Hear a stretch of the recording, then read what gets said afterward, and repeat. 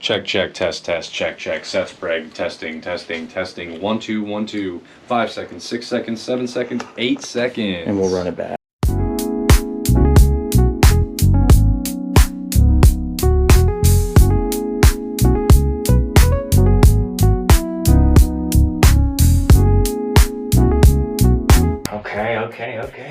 Okay. So, it's happening. We're live. What's up, everybody? Ryan here from the PoKeMaiNE-TCG with Seth Sprague of Sprague TCG 207. Hello, everybody. Sprague TCG 207 on the Instagram. Okay. Had to get the Maine in there because we're here in Maine, and it's definitely not the easiest place to sell cards, but we're making it happen. Good community. That we do. Can't wait to get into that. Selling in Maine, that's a difficult one, absolutely, but we make it work. We do. Because you love it, right? Absolutely. Speaking of love, that's what's bringing us here today. This is the very first of hopefully many, talk and trades, right? A series of trying to show off different vendors in the state of Maine and hopefully beyond that are interested in networking with myself, Seth, and just trying to tell their stories. All of us have a different story. All of us are unique. And there's a special place for that in the Pokemon community. So we're here today to kind of be in that spirit. And what better way to start with a little gifty box for my man goodness. Here. You're too kind, my friend. You're too kind. No, it's really not much, but it's just something thoughtful and a fun way to break the ice to get this started. So. Well, I can't tell you how much I appreciate you coming with a gift for me, guys. Oh no problem. I've already been showered with gifts. I've got a new pin for my hat. Gengar is in my top 5, always has been. So that was a nice pickup for me. I'm so glad I was able to gift it to you. Ooh, no way, bro.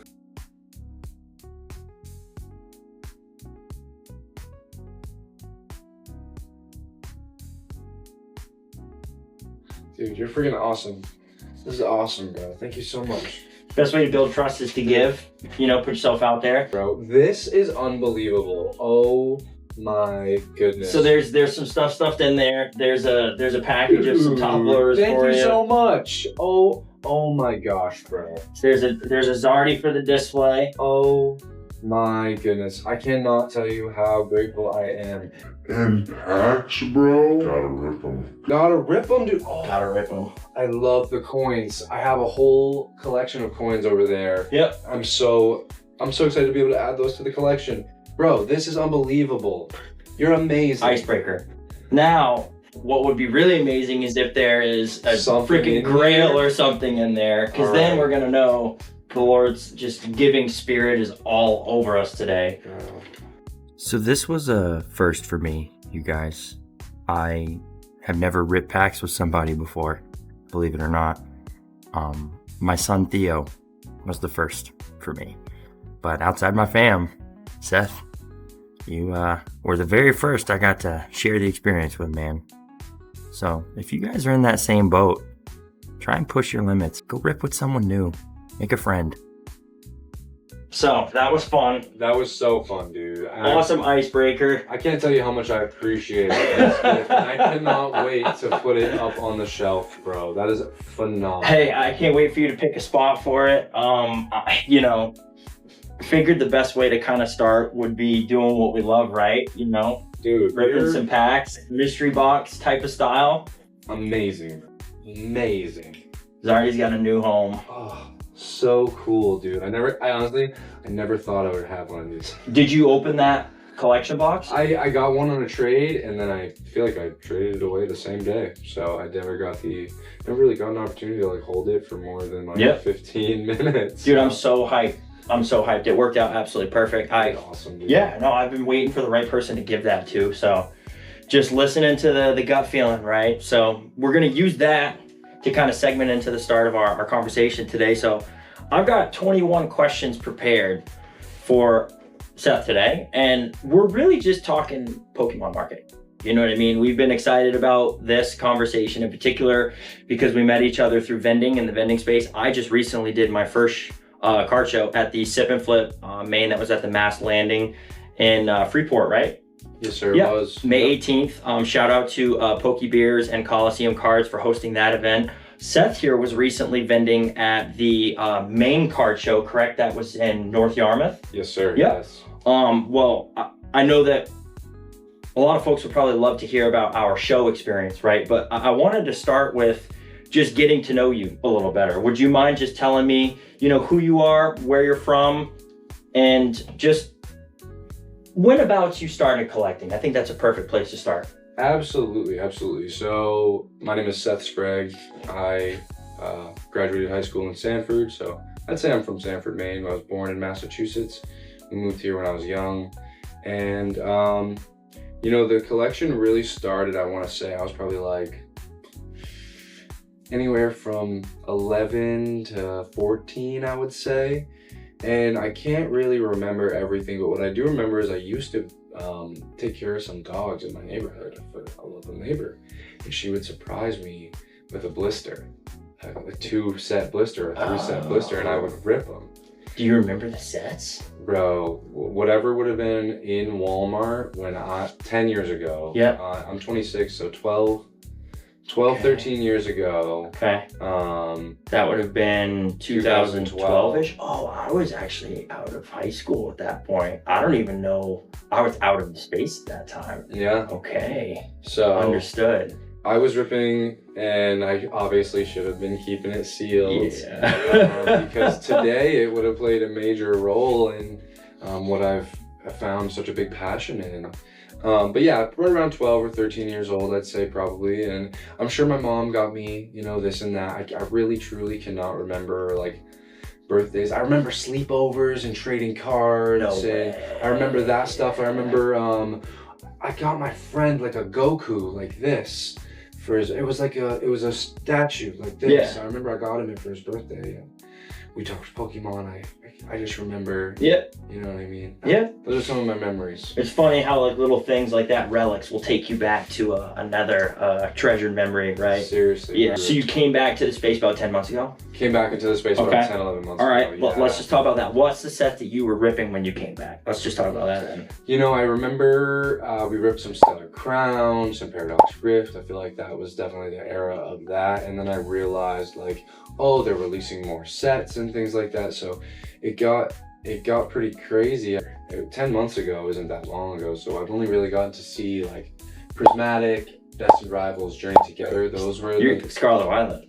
Yeah, I'm in like what I'm hoping is the end of the Scarlet Violet era. Hopefully we transition to something else soon because we have way too many sets in this era. I've got way too many binders packed full of stuff, So cool, man. Because it's interesting how like when you came in and your transition into the hobby, it is in alignment, give or take, with mine, but I came in just like addicted to the Sword and Shield. So Crown, Zenith, Lost Origin, Brilliant Stars, dude, those called to me because of the OG original Pokemon. There was one Scarlet Violet set I opened, it was 151. If I could find it. Yes. I only opened one ETB. It was the most fun ETB I've ever opened in my life, dude. It was like, those original Pokemon, like, yes. Absolutely. And absolutely. It's just funny because I missed out a lot of the Scarlet Violet plays because I was heavy in moving Sword Shield, which is totally fine. It's awesome how like there are spaces in this hobby for everyone to thrive. It's crazy the diversity of the community, 100%. Yes. I have a question, not a question to ask you, but yeah. I thought of a question to add. Yeah. Did you ever lose your collection? That's the story. That's what brought me back. Right? And you just remember your binder as a kid. The story is I lost my collection, of course. Oh. I didn't lose it. Okay, we're gonna go right into it. Did you lose the collection? So it's not that necessarily I lost the collection. My mom wanted to have a yard sale. Same story! I left the yard sale. My mom sold it for an incredibly low price. Which is fine. Right, stay in your seat. I'm not... Dude, it's the same story. God. I'm not upset with my mom. I love my mom. She's amazing. Pennies on the dollar. You came back, it was gone. Pennies on the dollar. Here's your cut, buddy. Your Pokemon card sell. Wait, what do you mean my Pokemon's card sell? My Bakugan too. All my Bakugan are. Yeah, I got $5 worth. Ah, what do you mean? Yeah, same. Wow. What are those assholes doing nowadays? The guys that came and took all of us high schoolers' collections for $5 at yard sales. I wonder how those guys are doing. Let's not talk about that. Because guess what? I want to get into yard sales. Because I think that's a sneaky play. We'll bring some good karma and good intentions into the space by allowing those gentlemen to have the fun that they get to have. That's how you lost yours too. Yes. Why is it always moms getting rid of them? The sons aren't there. Look, dude, you know, They took the future from us. You know what? Sorry. It's really about forgiveness. It's really about peace. It's really about detachment. It's really about, and I understand we can have as much haste or upsetness as we want, but like the truth is, she's your mom. You love her, and we're not going to be upset with our mom forever over some cards. Or dad. Or dad, that we now probably have. And now, my childhood me would be blown away. I would be giving my younger self so much stuff, bro. Like, Lord, thank you. We're flexing on our childhood self. Yes, we are. I would give all of this to my childhood self. And if there was... Because that's what we're doing it for. Yeah. So funny. You know, and it's all... Chills, there they are. Absolutely, bro. And it's not... like, when I ripped that pack again, like, 10, 11 months ago, I was like, oh my gosh, I remember this. Like... I remember sorting my cards. And dude, I have goosebumps on my face. I got goosebumps all over my body because, bro, I obsessed over putting my cards in the sleeves, in the slot, in the binder, and it wasn't even that I didn't even know the set. I didn't even know that there was sets. I didn't even know that there was these things happening. Did you care, or did you inherently know their worth? Okay, what I cared about, unknowingly, unconsciously, was curing that scratchy, itchy ADHD portion of my brain. I have this diagnosis, and bro, I love to organize. I love to prioritize. And now that I'm a collector's collector, I don't really collect for me. Like eventually, none of this stuff is necessarily even for me, even though I have it right now. It's for that next collector. It's for that next person. And this just leads me down so many different rabbit holes. I'm a collector's collector. Every set is numerologically ordered. You know what I mean? I really pride myself on getting the reverse holos to people. I pride myself on getting the non-crazy cards to people because you know what? That's what they need to finish their collection. And those cards to me, it means the world that they want to purchase them from me, and I try to get them the best price possible. There is something to that like feels really, really good. You know what I mean? And then obviously being able to stack that with serving and helping others always makes you feel better about yourself at the end of the day. It's the golden rule, treating people the way you wish to be treated, right? Absolutely. So I was curious though, like as a kid, did you ever like play the TCG, the competitive side of it? Build decks, anything like that? Honestly, I wish we did because there was a few kids that I was into it with. You know what I mean? I remember my friend Seth, shout out to Seth. If you hear me saying your name, you definitely know who you are. And shout out to Scott.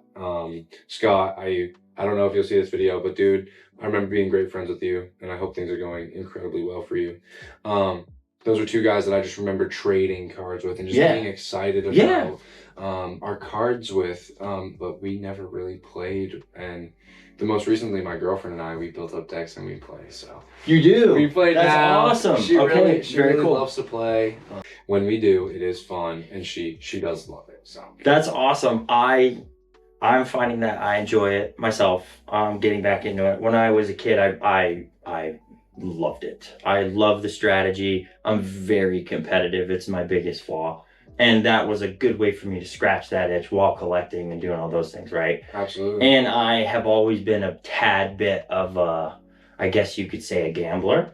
Okay. I would be willing to put up my best card to get theirs and put my deck against theirs and like, you know, let's play for papers, right? Like, you know, like you're wild, bro. Yeah, I've always had that hustler's mindset because it helped me acquire grails, right? Because I put it on me, not just chance. Yeah. Because my parents wouldn't buy me tons of packs. Sure. I always had balance. I'd get one, right? Here and there. And like, it's really tough to accrue a collection that way. So I had to kind of hustle a little bit. You did? Yep. Yeah. Yep. Do you to talk about the kid in you, do you have a top 5 or a top 10 Pokemon list? Oh, for sure. Like who's gonna be on my list? Like, oh man, it's really you. I've had to think about this a lot of times, like my off the cuff ones, because like I've had to weed some out. Sometimes some come back in, and then others go back out. It's a love-hate relationship with all of them. You know who I really enjoy that I feel like isn't a lot of people's favorite? Swampert. Yeah, I'm a big fan of Swampert. I like who doesn't like Rayquaza? You know, Right. like, Okay. Rayquaza could be a strong number 2. I'm gonna have to do some editing Gyarados. here. Who else do I love? You know, I mean, who doesn't love Flareon, Vaporeon, and Yep. Jolteon? Like those are dude. Of course, we all love Pikachu, you know, but like everybody's gonna say Pikachu. But like, remember when you saw Jolteon, Flareon, Vaporeon, and we learned about the rocks, bro? Oh yeah. That was life changing shit right there, bro. Mhm. Oh my god, like that's the stuff I really remember from being a kid. Blaziken. Fire chicken. Of course, Latios. If we got to get to 10, you know, those are definitely some that are on the list. Trico. I like Right. Trico. I like This is so sick. Gravel. You know, those ones. You know what I mean? So it's those ones. It's not like, of course, everybody loves a good Zard. You know, everybody loves Blastoise. Everybody, you know, and that's They all. pay their homage to the OGs. Oh, the OGs are the OGs, and we love them. So you did take a break, clearly. I did. Yeah. How long was your break? And you returned 10 months ago. Oh so I my didn't know goodness. that. I mean, from 14, 15 until 25, 11 years. 26. Yeah, 11 years of waiting. You know, it's unfortunate. Like, bro, I wish, you know, I've been in multiple hobbies and I didn't love it like this. I didn't love the community like this. I didn't acquire masses like this. I didn't get leverage like this. I didn't learn skills like this. And you know, there's not just me Really that good touches on these things. You know, dude, Walk a Flock of Flame. One of the rappers of when I was like 14, Dude, 15, ripping 16. chefs. Dude, he's ripping, he's shipping, he's doing the fun of it. Pokemon, he pays homage to Pokemon, teaching him business. Dude, there's so much more to this than we realize, and it's and as long as we keep it a fun, pure space for the kids, it will live forever. 100%. It'll live forever. Make it about the kids. It's about the kids, bro. That's a big reason what brought me back into the space was seeing like, whoa, what's happening in like the corporate retail industries and like with like MJ Holding and their repacks, right? Let's just get right into that, right? $8.99. There's one foil in here. It could be a reverse hollow, you know, uncommon, right? It's like, wow. And just seeing all the repackaging, resealing, there's such a dark side in this industry, and I didn't have to go through that. I was innocent, and Pokemon gave a lot to me. Oh, I want kids to have that same experience. So yes. I feel very much like in the battlefield with you on that one. You say your why for stopping collecting was because your collection got sold in the yard sale? Like, was that why you were like, wow, all right, I'm done now? Well, or did you try and run it back? I think Seth moved. The other Seth moved across the town. He moved across town, so obviously I didn't get to spend as much time with him. So you know, my close friends, I think both Scott and Seth moved from, you know, the surrounding neighborhoods. So it was more just like I lost my community. I feel like obviously once you lose your community, you're like, why do I really even need all these cards? Why do I even need this binder? Like, and I'm sure obviously that led to me wanting to sell them at the yard sale. And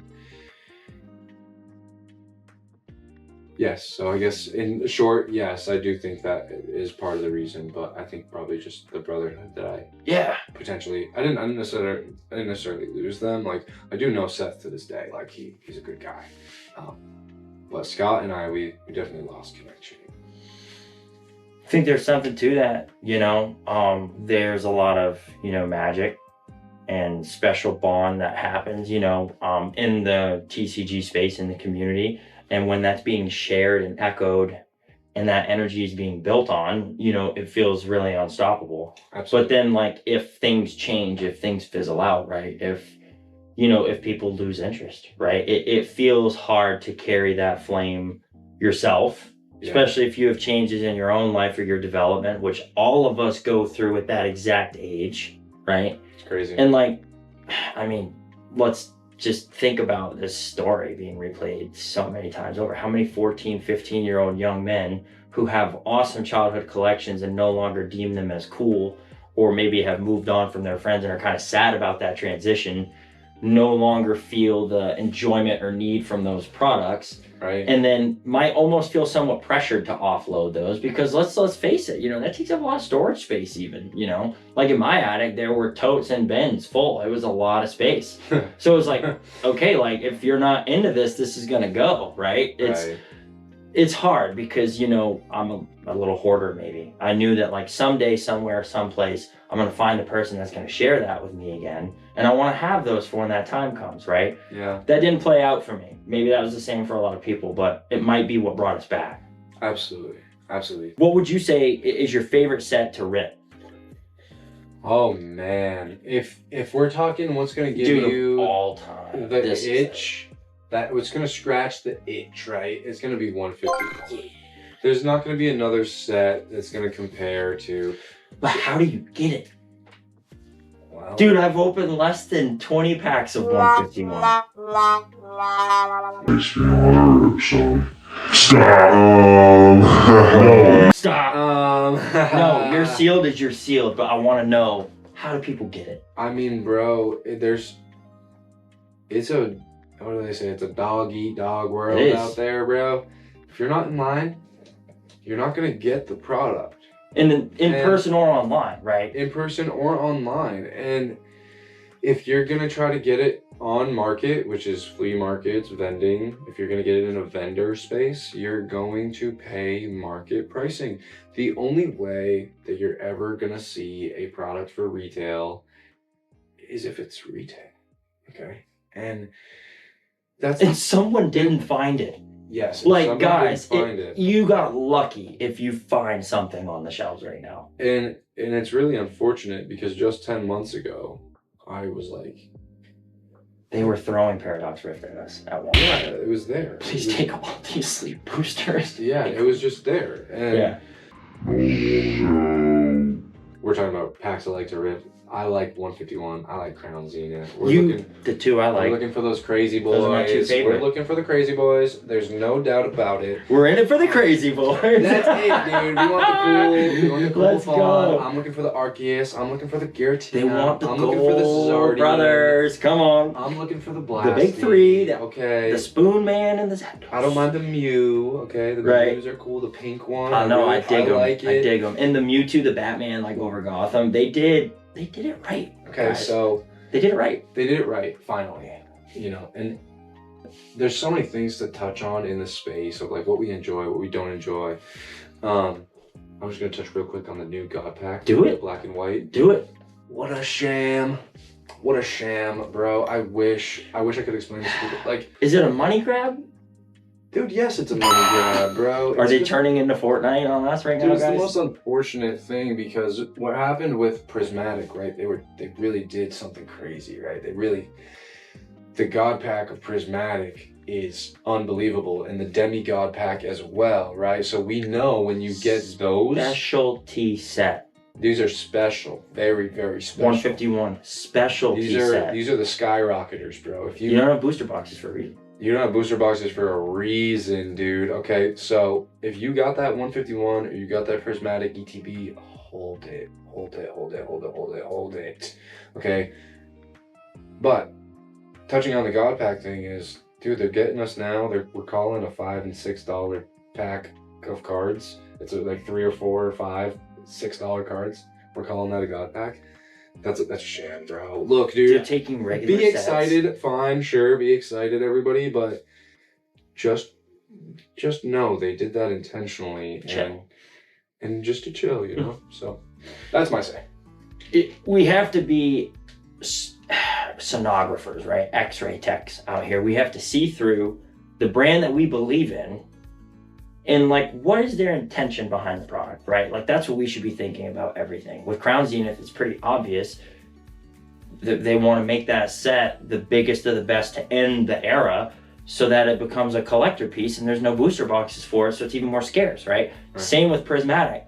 We thought, oh no, here's one more, let's just slide this one in there too. We thought, oh, after Destined Rivals and like, it just feels like they're milking the teat a little long here. And when you go putting God packs and illustration rares for every single Pokemon in regular sets, is there now a specialty set? Well, it really highlights the sets that we've declared, but it doesn't highlight going. It really makes. Dude, it sets a new standard. Is this now the new standard of a specialty set? Like you get one booster box of this, one of this, and like there's illustration rares for everything. Like, are they just trying to raise the bar? I don't think that's a great question. I don't necessarily think that we're gonna see. I don't think that we're gonna see this crazy influx of 100 or 200 illustration rares per set. Again, right? Right. I don't think we're gonna see that again. So it is a cool. You know, I'm not taking away from the coolness of the entirety of Pokemon. There is a very cool, nostalgic, fun, playability, trade. There's so many characteristics to the thing, but what I don't appreciate is what I see as like a lack of value. Yes. And an overpopulation. Yes. You know, of that. Yes. And and it's all good. Like, we are still excited. Don't get me wrong, I'm still gonna be excited if I end up with that pack. But am I gonna be as excited as that 151 Zardian with the Charmeleon Charmander there? Well played. No, well played. They could try, but it's not the same. And it's fine. You know what? I'm grateful because we got to really see a really cool era of things. And if you have one in your PC, like I do, then it's something you're gonna hold and cherish. Yeah, sealed, exactly. You know, so someday these will go to somebody else. Somebody will buy these from me, but it's going to be in 10 years. And I don't have 20 of them tucked away, everybody. No. These are my one. Everything that you see, if there's multiples of it, those are the only things I have. Like this is it. You know what I mean? I'm not out here having 25 ETBs of something. Yeah. Like, dude, I don't. What you see is what we have, right? Like what you see is what we have. There's no duplicates or doubles. If there are, they're listed on our storefront online for sale. They're gone. Like they're liquid products moving. They're not being tucked away or saved. So like those are the investment pieces. What you see is what it is. That makes perfect sense. Yeah. For the people, what are you currently chasing? Like what do you like to collect, man? My PC is entirely made up of sealed ETBs and booster bundles. So those are things that I really prioritize. So like if I hit a drop and I am 3rd or 5th or 9th in line and I have an ETB and a booster bundle left for me, those are mine. I buy those for me and they go on the shelf. In 10 years, maybe I'll think about moving them because hopefully they'll have accrued some value, and at that point it won't be considered a scalper's market because I'm not here to scalp. Aside from booster bundles and ETBs, I really love e-readers. Mm-hmm. E-readers make up my personal collection of like raw cards, and that is it. Like what you see on the wall for ETBs and booster bundles, that is my PC, and I have what I would consider a very small binder, which is behind me, of some e-readers. You are a perfect example of the saying and the mantra that I live by: collect what you love, you know, and believe in the brand and its inherent value and worth, and that people want it. Yes, you know, absolutely. like it's a desired brand. Absolutely. You know, it's like, I don't want to be that guy, but it's like, you know, if you have something that other people want, you have value, and if you have assets tied up in that, you can liquidate those assets to create capital for yourself to live on. You can float, you know, you can be all right. I agree with you 100%. And I've heard a lot of people say, like, if you really enjoy collecting, you should probably try vending, because you'd be surprised how quickly your collection grows, right? Your collection grows, right? Absolutely. So absolutely. Great piece of advice right there. If you really love collecting, you should consider giving vending a try, because of how quickly your growth accelerates. But don't let that go without being said that if you choose to be a vendor, I really, really, I pray that you are incredibly generous. I pray that you give as much as you get in every circumstance possible. It is challenging. It can be challenging, But you have to understand that this isn't for us. Like, yeah, we really value it, but this is for the next generation. Just as much as it was for us when we were that age, Yep. we need to make it about it being for them. If a kid has $6 and you're charging 10, please take the 6. Like, you know what I mean, bro? And it's about that. And like, it's about that. Honestly, no, piggyback on that a little further. Like, for example, there's a clip in my vendor POV that you'll see that I give a kid full market trade value. I don't take his thing in at 80% because the young man just wanted a $7 golden full art EX that I had. He had $7 worth of cards, right? But if I took them in, then he would, right, he would have owed me a couple bucks, right? Sticking to my margins, right? No. In that moment, it's like, let's help this young man get what he desires. I took in equal value. Absolutely. I can move those products. It's like nothing happened. And he is helped. His day is made. He's happy. That is where a thrilled kid will make your own day. Yes. And this isn't to go without saying that if you encounter that very intelligent, smart kid that understands exactly what he's doing, you can, you can work with that kid and give him a percentage. But for that kid that is clearly in the hobby for the passion and the fun and the, you know what I mean? He doesn't understand that he can take that card and leverage and do, okay, you be extra kind to that kid. And to the smart kid, you little brother them. You kind of you guide them, you coach them a little bit. Be like, I see you, bro. Let me work with you. Let me teach you. Let me. And 100%. There's so many aspects to this for the young collectors, and you can be a big brother to all these kids, bro. Just be nice, be generous, and get them their card, bro. That's it. Yes, and if they catch you sleeping, don't go back on it, right? Like, affirm their intuition and give them credit, right? Young man that was at my last show came into the show a little bit late, hadn't priced out a few singles that were in my dollar binder, right? Sylvian EX from terrestrial or from Prismatic. Well, it's over a $5 or $6 EX. It's not your average, double rare EX card, right? That's in a dollar binder. Whoopsies. That was supposed to be in a top loader, be like $4, $5, $6 card maybe. Sure. I said, dude, grab any card from that dollar binder that you want because we worked a trade, right? I was like, it's yours. Of course, he sniped. I was like, oh, I was like, sniper gang. I was like, my man. I was like, you know what that is, right? He's like, yeah, it's a $4 or $5 card. He goes, I was like, you caught me sleeping. He goes, I do it all the time. I was like, dude, I was like, keep it going. I was like, do you have YouTube? He goes, yeah, I got 2K subscribers already. I was like, my dude. I was like, let's go. I was hyped. Like, if an adult did that to me, I'd feel some like type of way, like, oh man, you caught me sleeping. But like with kids, it's very different for some reason. Like, I want them to be that smart and like, dude, yes, let's go. It is. It fires me up.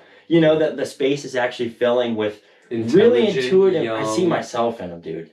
I didn't get to go to shows. I didn't get to make the deals. I was hustling kids. I didn't get to go hustle adults, right? So when a young man comes in and like makes a play like that on me, I feel really good. His comfort in real life situations is going to be far beyond. Dude, I have faith in humanity. Like, oh, we're going to be fine. Like, these kids are all right. I love these kids. They're so smart. And like, even for the little. And if you can't learn from kids, don't vend.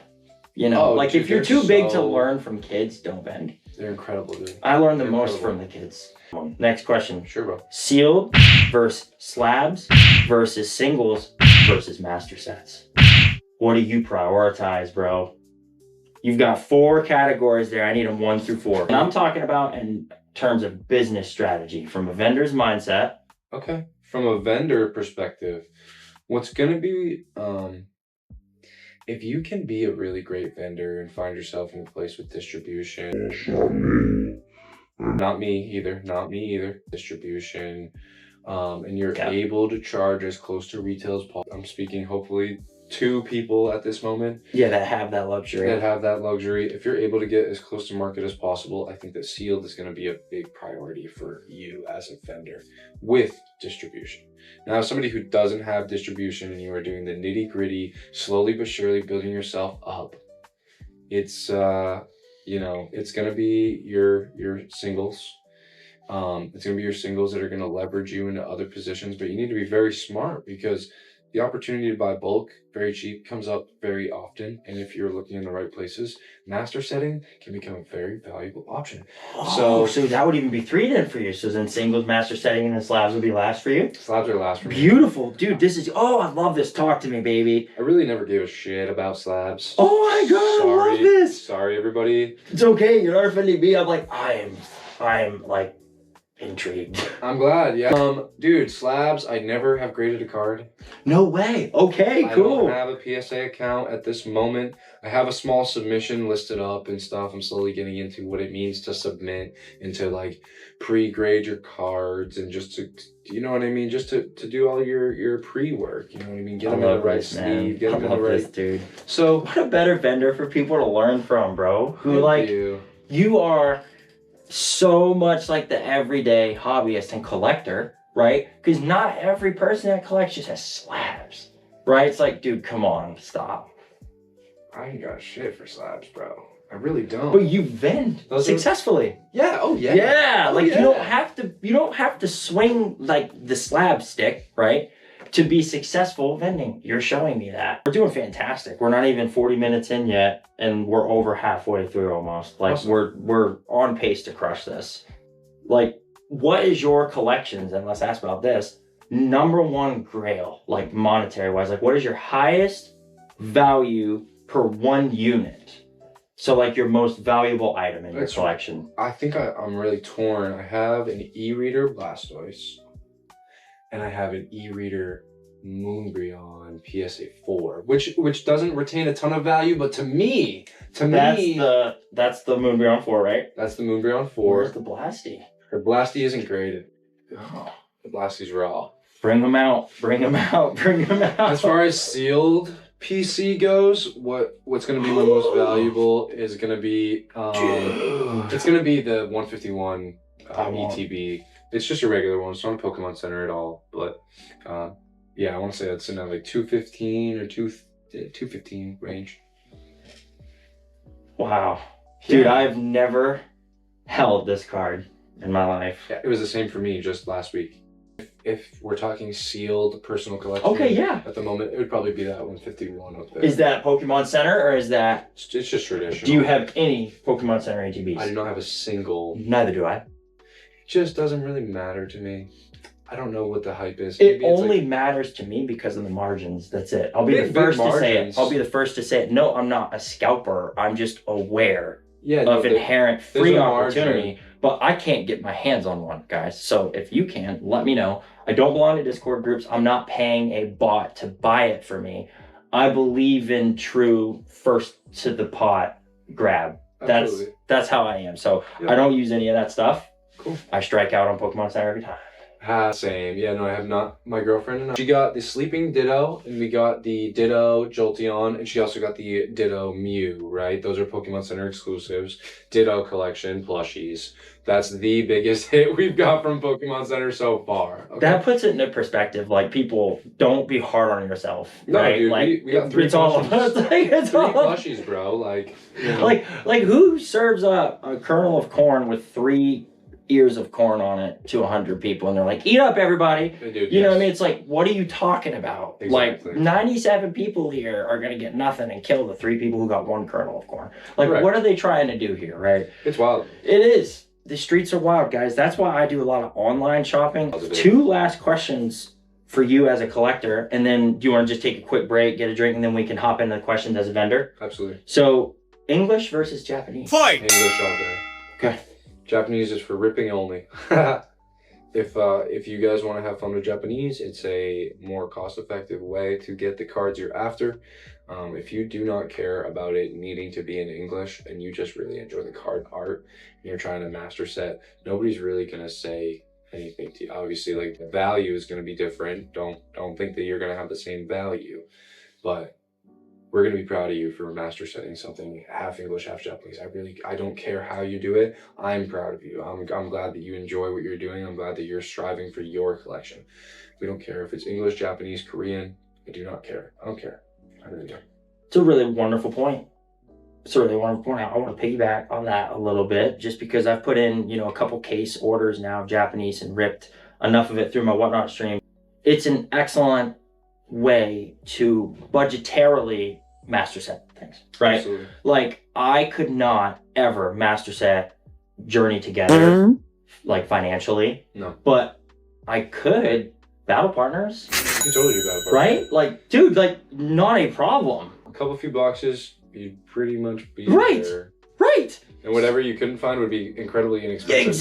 Exactly. To get your master set itch scratched and not break your bank, you guys. And you might even, and this isn't to say that there might not be a profit margin if you rip well. I'm telling everybody that, right? Stop. If you got the golden hands, right? No, there is. There's an opportunity, right? So just be mindful. And you know what? If you don't, it's still okay. You did what you wanted to in a much more cost-effective way than ripping English. Let's talk about it. If you're trying to rip for profit, I will say that English is worth your money, right? English is worth your money. I've made money on booster boxes with English. Believe it or not, like good money. Well, I'm glad that you have. I'm gonna tell Japanese, I've lost quite a bit. I'm gonna tell you don't rip anything. I'm gonna tell you never rip anything. Oh my goodness, we're on two different spectrums. This is amazing. Don't rip anything. This is our path. I can't. Oh boy, I rip too much. Dude, oh boy. We are very scarce with our rips. I took a few boxes in on trade this past weekend at the main car show, and I ripped 2 boxes. I got my itch, bro. I was like booster boxes? No. I ripped the collection Hops box. Yeah. And I ripped Crown Zenith. Gotcha. Box, you know, but of course we got to rip some Crown Zenith, and maybe a little 150, little Journey together doesn't hurt. You know what I mean? So I had a little fun. Good for you. Okay. You know what I mean? Moderation. Excellent. Yes. Everyone needs to know their own limits. Don't rip all your packs, bro. For me personally, I won't lie. Ooh, I like me a good booster box, like just every once in a while, just a treat, right? Just a treat, he says, yeah. Well, hear me out. I did this with a Surging Sparks booster box, pulled the Latias, pulled the Golden Executor EX, pulled the Mesprit, pulled the Latias IR, dude, made money on the box. It was a glorious little treat. Wow. Didn't grade any of them, sold them raw, but I was like, whoa, what did I do? Could have made exponential money there. Decided, okay, I'll do a box of Journey together. You could have. You won't believe this, though. Lily's Clefairy, Articuno, like Lily's Rabombi, and what was the other one? Lycanroc IR. But like, made some money on that box. Yeah. You know, didn't grade any of those, sold them all, but I was like, what am I doing? Right? I was like, I could have been exponentially up. Well, I agree with you to a degree. You can never guarantee a good day at PSA, my friend. As much as I would love to think boy, you're so that right. you were going to you're do so amazing, okay? I just got to be completely blunt. I don't know that you're going to have a great day every day at PSA. One submission to CGC, 48 cards. I had a 75% gem rate on that submission. Felt like a king. Oh my gosh, bro. Felt like a king. Sold them all at the wrong time. Last year, this time, got nothing in value. Whoopsies. Did a sub recently with PSA, a reholder submission. I sent them 4 CGC 10 slabs that I felt like these are PSA 10s because they didn't have the tilt, the bordering was good, like they looked great. PSA deemed 2 of them, yeah, these are worthy. They reslabbed them, sent them back. The Arceus V from Brilliant Stars. The Charizard VMAX from Shining Fates. Dude, each slab went up like 70, 80 bucks. Nice. But the 2 Machamp Vs that I sent them from Astro Radius didn't quite meet the qualifications. Sorry. The 2 slabs that would have went up $200 each. Sorry. Pop Control. PSA is the king of Pop Control. And that's what just needs to be said. Don't expect 10s unless you know someone at PSA. Unfortunately, I don't know enough to speak on this yet, but I have faith that over the next... Well, actually, I'm grading a bunch of non-TCG shit. We'll be able to compare. I'm grading a bunch of stuff with PSA soon. I'm giving him a chance with a very large sub. He's giving him a chance with a sub too. Of course, the first one I pulled. You ever seen that? You ever seen anything like that? No. Are these vending stickers? Japan 2003. I don't even know exactly what they are, but I have a stack of those. These are awesome. And they pull right up on PSA. Really? When you do the assisted Yep. submit, this pulls Beautiful. right up, dude. Talking about the niches, right? The niches, bro, they are everywhere. So I can't wait to have a stack of PSA 10s of those. Dude, that's going to be insane. I can't wait to see like how those do. If they're gentle, like more lenient with 10s and those, because like they're not as like sought after. Right. So pop control those, they may not have to worry about as much because they don't get some of those every day. How many are there? Like 4? Right, but when you're getting, let's say 500 Machamp Vs from Astral Radiance a day, because everyone's trying to get that 10, they're really going to be... Yes. Yeah, great point. Okay, last question about Seth as a collector. Modern or vintage? Oh, dude. Toughie. That's why it's last for the collector questions. Oh no, dude. No, it's vintage all the way. Sub 2005 are the most beautiful cards in history. I do not care. I don't care that there's gold Mew metal card. I don't care that Arceus V exists. Yeah, they're pretty. Yeah, they're cool. Yeah, they're modern. Bro, nothing is like a Moonbreon Japanese first edition PSA 4. I don't care if you show me a PSA 9 first edition base set Shadowless Charizard. I don't care about that card. I don't. I care about that card. That is the coolest card to ever exist because it's multifunctional. It was the future of the past. There's so many reasons to be... How many cards did you slide through one of those e-readers, dude? 0. I've never had an e-reader machine. I never was in the era. I had my first Game Boy when I was young, but I think Leaf Green was my first. Do you have a Game Boy now? I have. No, I don't. I'm watching 6 Game Boy Colors right now. With Pokemon, like, dude, it's happening. Like, I'm going back. I'm getting it. You got to get it. We're going to do some trades. Oh, dude, yeah. Oh, I have absolute faith. Yes. Like, I have my friend designing me a 3D printed Game Boy stand, DS stand. We're chasing that. I would like a Nintendo display, but just strictly of consoles that I enjoy. Yes. Just mine. Just yes. the ones I had. Yes. We're going back in time together. We're doing the same things. We're into the same things. Like, dude, it's funny. I have a hit list of my top 10 consoles I'm going for right now. It's funny. It's like we're wearing the same exact shoes, you guys. So cool. What a perfect time to kind of segment in and like a little break. We'll get a little water, we'll get refreshed. If any batteries need to get recharged, we'll go. And then we'll get into the back half of this, which is all things vending and why you guys should do it. You're not going to want to miss this because we vend 2 completely different ways.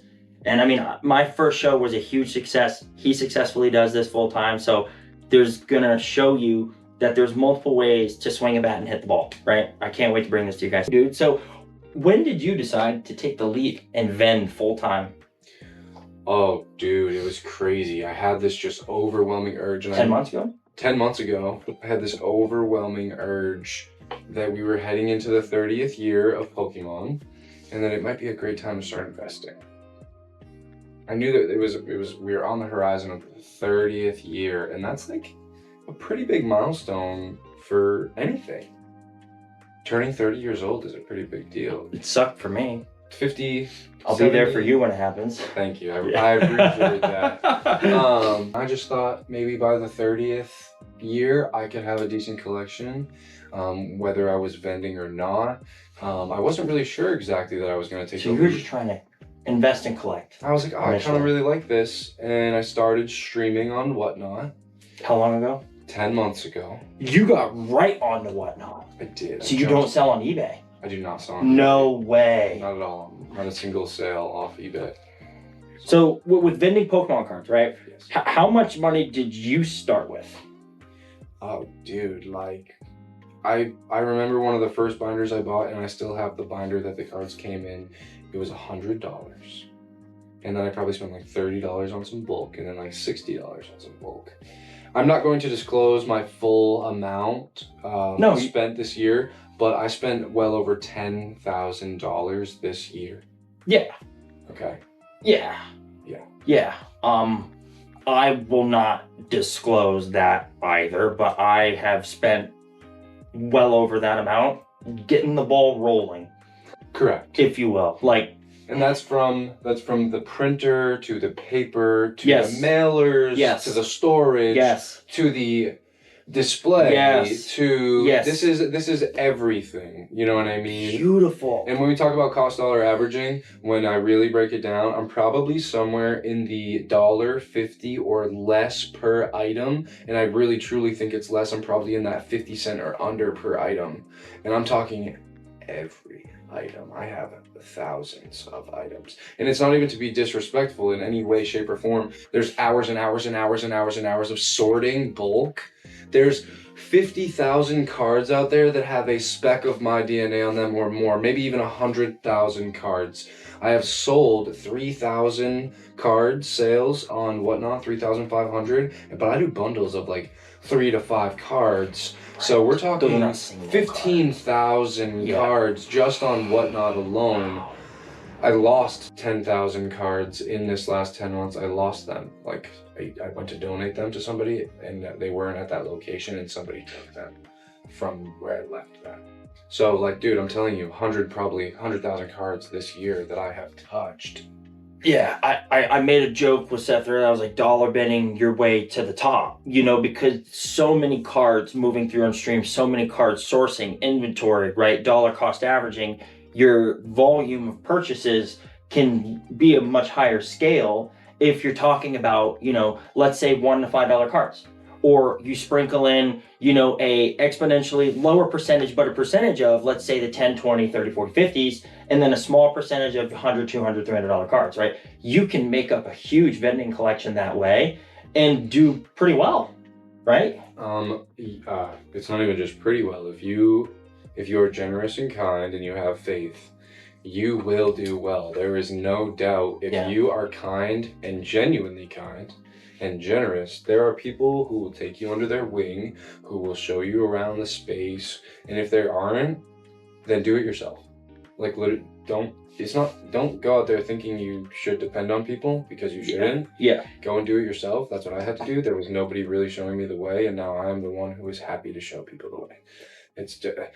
I'm not a gatekeeper. I want everybody to be able to have fun, because I know there's enough space in the industry and we all shine for different reasons. Yep. Seth is the first person I'm networking with on this journey to kind of tell more stories and vend and shine a spotlight on all the people in Maine that are like making this a reality, right? This thing that we watch and conceptualize on YouTube and like, man, I wish I could do that. Like, yeah, we're doing it.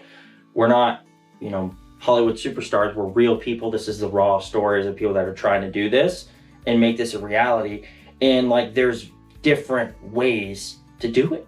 So if your collection ideals resonate, like let's say with Seth and like his collection, a lot of the things that he likes to get and then vend, I mean, shoot, you know, idolize with him, follow his story, subscribe to his things, you know, tune into his sales, go to the shows and look for him, because you can source those cards from him. You can source those products from him, because he's going to give them to you at a fair market price, because he's trying to help everyone else that's in this space and not necessarily just churn and burn and make, you know, profits, right? So I think that's something to note about you. You came in. Thank you. You're welcome. With a $100 binder purchase, a $50 and then a $60 bulk order purchase, and then through kindness, generosity, and consistency, you've worked your way up to have a much larger collection, and you've given away really thousands and thousands and thousands of cards. Truly, that's dollars. That's money. I mean, think about it. Like, I truly you can't get a charitable write-off for that at this moment because Pokemon isn't currency yet. But like, dude, wow. I appreciate that. Thank you. No, truly. When it comes down to the online community and people who buy cards from me, they've all been very blessed. I really, truly try to give away mass. I really do. And like yesterday's stream, I was doing, 10 cards for $1. Doing 5 cards for $1, 2 VMAXs at a time, you know what I mean, for $1. Yeah. So I'm an IR in a VMAX. There's room for growth there. He's trying to offload product he does not need to people at prices where they can grow with that. You could take those VMAXs, but I could put those on my eBay store for $2.98 a piece with free shipping. Boom. With my top seller rated sales, those would move in a night. You've made money because you sold them to me. I made money too. I got my margins. Everyone's happy. That's a beautiful thing. You're plugging the whole community. I appreciate that. I'm really trying to. Aside from, selling bulk deals to people, and that, I mean, is by 5 and 10 cards, and that can truly change somebody's day. Aside from that sort of donation, there's also a local hospice thrift store where the money goes to people in hospice and their families and stuff. I make up like 20 and 30 card packs, and I have them sell them for $1. They could be asking $3 or $5 or whatever, but I just tell them $1. They sell out every time I drop them off. So that's just another donation that I like to do. And if you guys have bulk and it's just sitting there, please reach out to your local thrift stores. They really need your help. And yes, thrift stores, and also please consider your public schools. I've started going and silently donating bulk boxes of cards to different schools. That's a great way. And they somehow find like the kids in the schools that like Pokemon cards and let them come and get them from them. There's not enough people touching on the amount of abundance that there is in cards. Yep. And there's also an abundance in ways to donate them. So if you guys find yourself with a card garage like me, that's what I call it. I love it. I don't know exactly what this little card garage. Yes, you heard card it. Garage. Yeah. Yes, I don't know exactly what they call them, but BCW makes a phenomenal product that holds all your cards. I'm not paid to say that. I really enjoy this product. Yep. I've been just hoarding and holding these cards. You know, I tried to donate 10,000 of them and they were taken, which is fine. I'm actually really grateful. They were still donated. They were still donated in a sense. So we try. I know you guys have ETBs full of cards that you think are just junk, and to some kid, to some person, anybody, they're really gonna value those. The local store here, they do like reptile expos and stuff. They do a Pokemon Day 3 times a year. I was able to donate for that too. So look, there's opportunities around you on Facebook. There's opportunities around you offline. There's opportunities at your local flea, thrift, whatever. Whoever's making money for somebody else, donate packs for $1. And I know you got an incredible amount of reverse holos that mean nothing to you that you can put in a pack with 20 other cards. Yep, exactly. That's my small little piece on donating. Well, it feels good too. You know, take the time that you're not gonna spend sorting the bulk, organizing it, and putting it on your TCG player store that you really want to have but you don't have the time for. Like, it's not gonna happen. Like, unless you are doing it, unless you have a TCG storefront, you're online selling on eBay, you're a whatnot seller, or you're vending, unless you're doing it or you intend to, you're not gonna sift and sort through all that bulk that you just haven't yet. So like, do yourself a favor, grab a wad of it. Break it down by 20 or 30 cards, like you're saying, put them in team bags, silently donate them. You'll feel very good about yourself and you'll feel good about the space you have. Heck, you might even go treat yourself to a new box or something. Rip some more cards, right? Feed that itch, but like at least you did something with what you don't want. I agree 100%. Just saying. I agree 100%. I love it. What? How many shows in total have you vended? Less than 30. More than 15. Wow, so in 10 months, you've done between 15 and 30 shows. Yeah. Dude, what's the network? Like, how are you finding out about all these, like, in-person shows? Yeah, wow. So it really just, it takes a second. And this is a real key for everybody. This is something if you don't mind sharing. Absolutely, this is a true key. So if you are out there in this world and you find this video and you want to get into this space, Facebook, Instagram, Google, LCS, which LCS is local card shop. Okay. Yeah. Local card shop. Go down there, you buy a pack, and you leave. You say, hey, I just wanted to come support. I really love Pokemon, and I saw you have a shop here. I just want to support. And you leave. You go and you rip your pack, and you have your phone with your pack. And when you come back, they remember you. Okay. Once you've established this professional, kind relationship, and you uphold this relationship with your whole heart, you need to be that person. You need to support people out of love of the game. You say, hey, do you guys do any shows, or you guys throw any shows? I think I have enough to do a table. If you have enough, or even if you don't, I don't care if you got one prismatic box. I don't care if you got one Funko Pop. I don't care if you got one card, bro. Buy the table, sell the card, and meet the people. Okay? Because everybody's got a story, just like me, just like him. Network through the LCS store too. Okay? Great point. You need to establish yourself within the community, and you do it in a smart and friendly way. these are the keys, bro. And it's not hard to be a good person. You just be kind. Yep. That's it, bro. Go support. You got $8, dude. Go get a pack. Moving on, what has been your best show and your worst show? And if you could kind of delve into like why you think 100%. they were, I'd appreciate that. Absolutely. So just a few months ago, I did a show at the local mall, and it was a phenomenal show. Okay. Phenomenal show. I sold out of my Japanese packs. Awesome. Yeah, awesome. Because people think Japanese doesn't move, so. I had a few dollars, I would say. Okay, I'm not going to disclose amounts or anything, but I had some money. And I had some gentlemen approach me and say, hey man, I have this collection I'm really interested in selling. Of course I'm interested.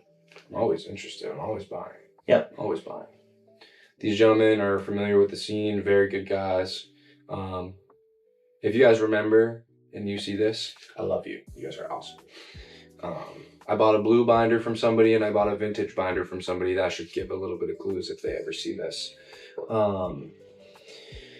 You guys are awesome. You guys knew that you wanted to sell, and you knew that somebody like myself would really benefit from the sale that you were making.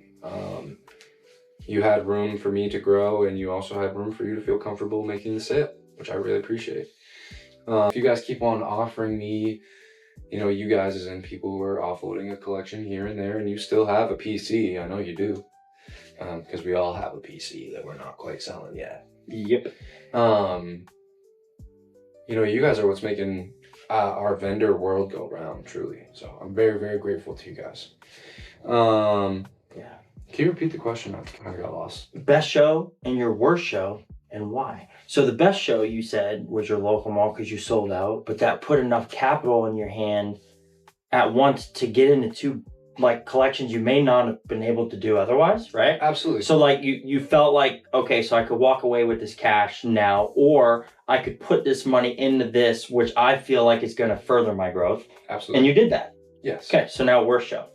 The worst show was also a very recent show. And it's nothing about this show that was bad. Absolutely nothing about this show was bad. We were under the impression that it was a flea market. And it turned out to be a bike show and biker swap meet. Okay, so we're the only guys there set up with Pokemon, Funko Pops, gaming systems. And it's me and some really great friends of mine. I really love these guys. You know, I think I probably spent money to be there, to be honest. I don't think I left with as much cash as I went with. And that's totally fine. You know, I really had a great day. But sometimes you pay for experiences, and it's okay to pay for experiences. And, you know, I'm not going to mention a single bad trade I did. That didn't make it the worst show.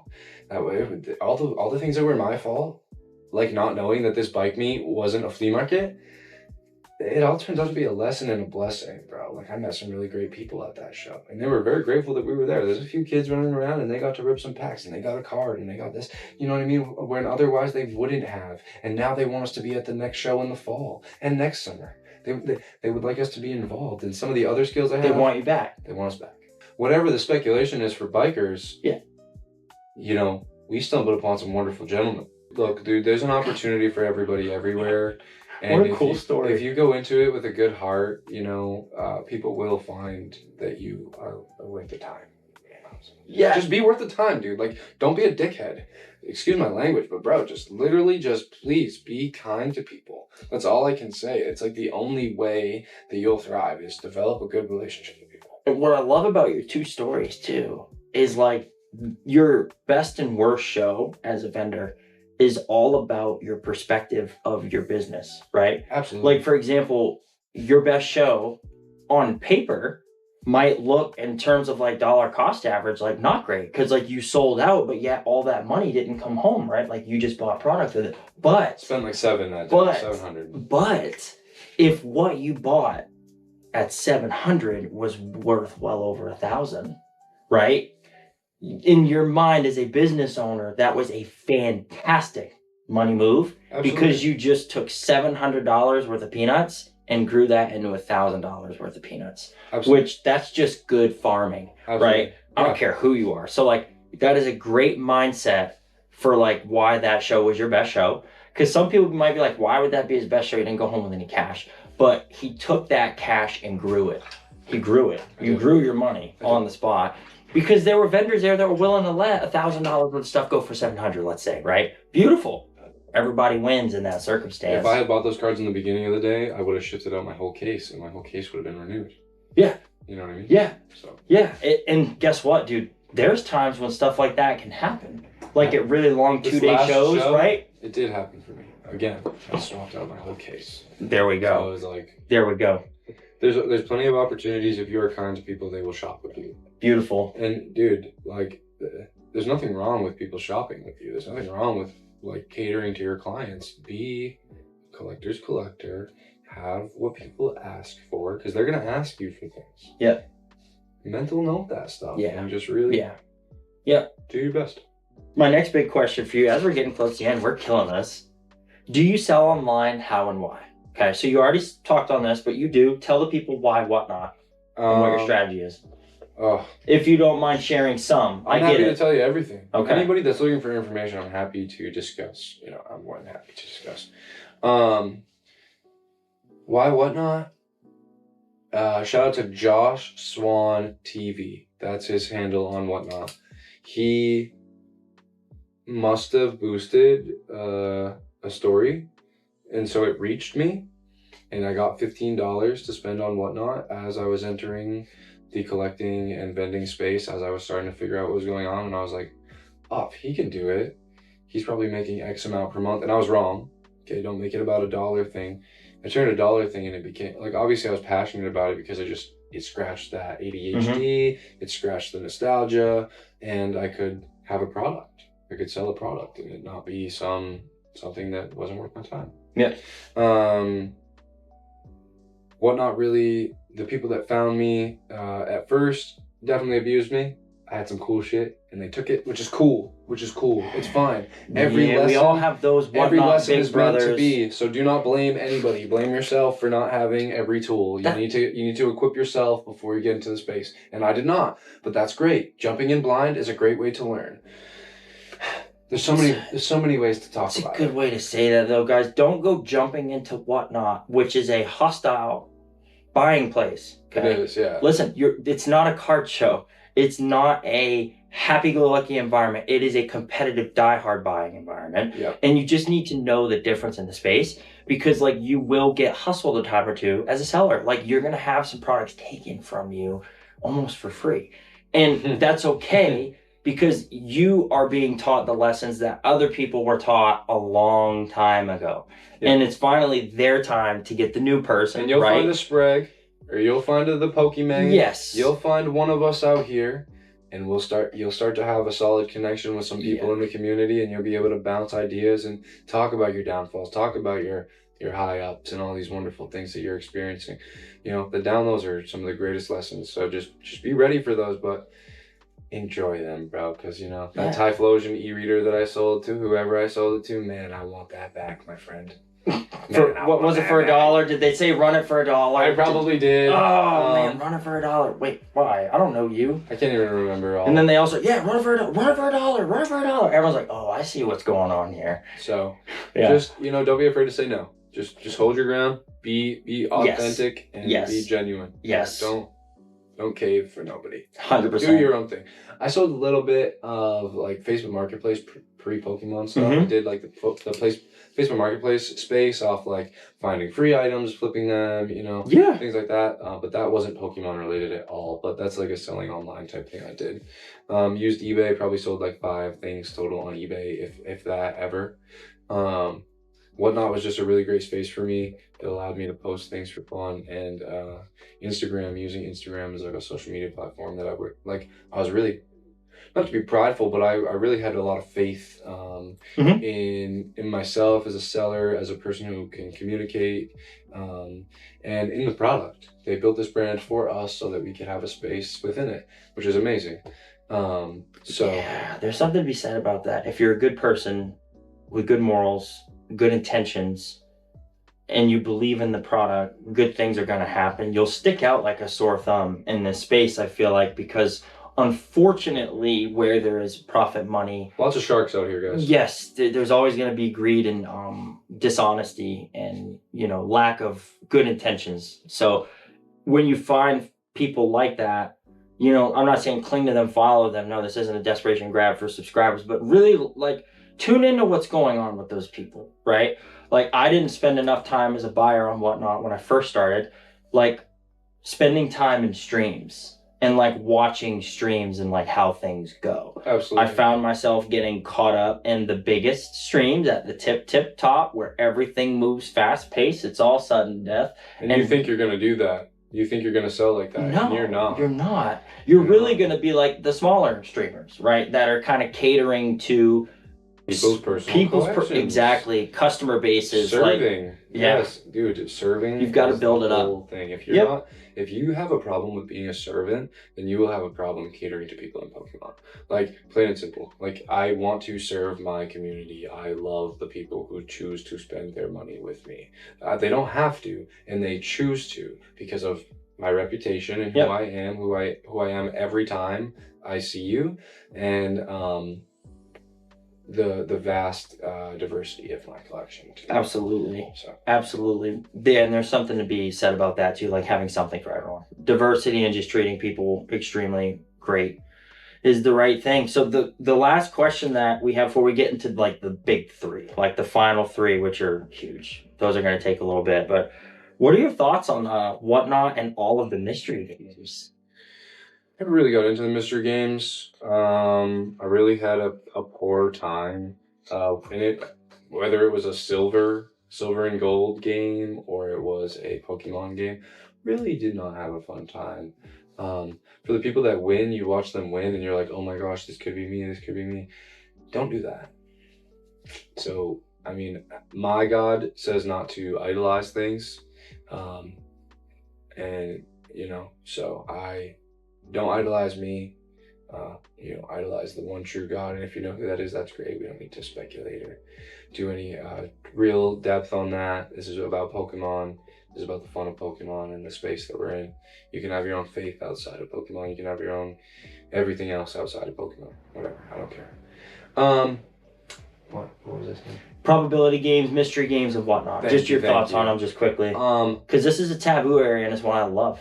People really enjoy the games. People really enjoy the gamble, and if you run like a decently weighed game, meaning like your lowest item isn't garbage, like at least you get a couple packs to rip, or you know, an IR or something, like not a reverse hollow, not a regular card. Please don't make that your bottom, please.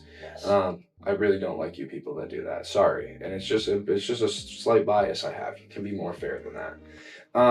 It makes perfect sense though. If your floor doesn't somewhat match the entry purchase point, like if you're not selling people product while they're taking chances, right? So if you're $5 entry into these surprise games, mystery boxes, random bag pulls, right? If your entry, if you don't get the chase prize, if your item doesn't equal what you paid to get in, or at least a little bit of fun, right? Or at least close, like 75% equivocal value, you are gonna cause some salty, gaping wounds. Yeah. And guess what? There's a ton of that on Whatnot. Yeah. So it's just a crazy space to be in. It really is. Like, I'm not a big fan of the games, and I try to formulate how I would do that for myself, but I would really just lose a ton of money. We're gonna get into the big final three questions, which are segmented. If this dies, I'll be ready to rerun it because this is the juice. We can't miss this. You're not going to want to miss this either. So, Seth, what are your collecting goals long-term versus your vending / TCG store goals long-term?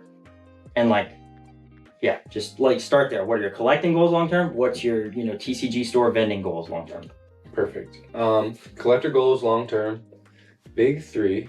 Charizard, Blastoise, Venusaur. Base set, English? Base set, English. Okay. I don't care if it's first edition or any of that stuff.